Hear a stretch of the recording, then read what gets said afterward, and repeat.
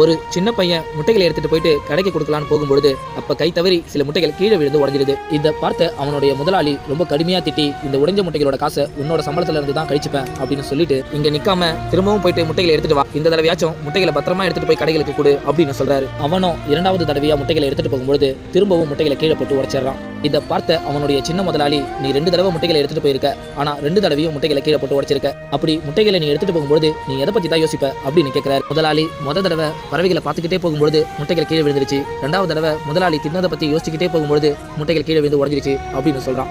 இதை கேட்ட அவரு, உன்னோட பிரச்சனையே இதுதான், உன்னோட பாதி கவனம் மட்டும்தான் முட்டையை பத்திரமா எடுத்துட்டு போறதுல இருந்தது, மீதி பாதி கவனம் நீ வேடிக்கை பார்க்கறதுலயும் மற்றவங்க பேசின விஷயத்தை நினைக்கிறதுலயும் மட்டும்தான் இருந்தது. ஒண்ணு மட்டும் நல்லா ஞாபகம் வச்சுக்கோ, நம்ம செய்யற எந்த விஷயமா இருந்தாலும் சரி, அதுல முழு கவனம் இருந்தா மட்டும்தான் அந்த விஷயத்துல நம்மளால வெற்றி பெற முடியும்.